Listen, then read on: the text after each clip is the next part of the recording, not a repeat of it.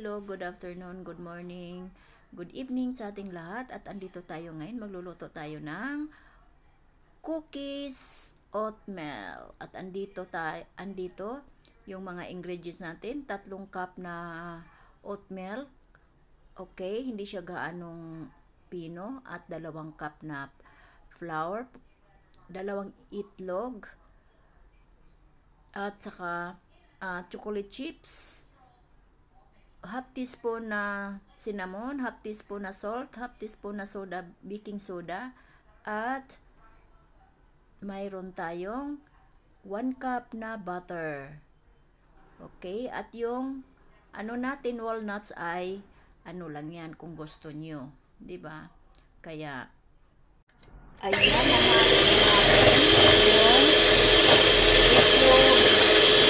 butter, sugar, cinnamon powder, salt, at saka baking soda.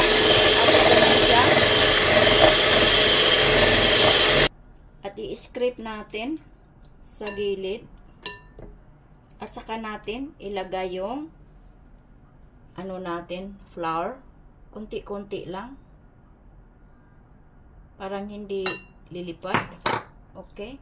At saka natin i-mix. At isunod natin yung natira.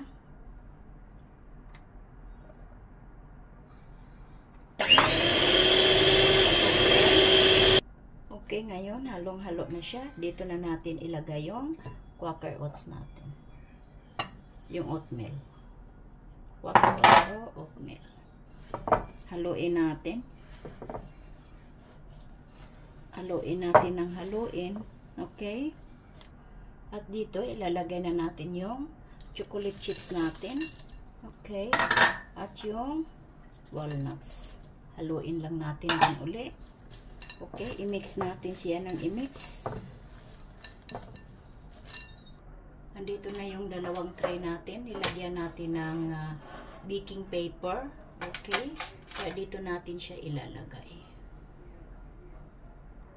Tag 1 tablespoon lang siya ang quantity niya, kaya i-round lang natin siya. Okay, i-round lang.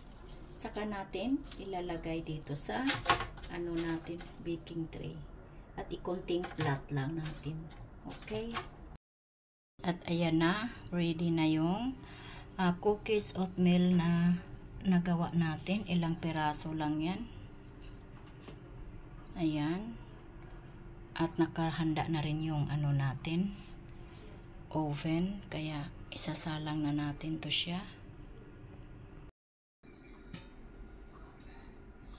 Ayan, luto na siya, mga kalangga ko dyan. Ayan, nakita ninyo. Nako. Tikman natin.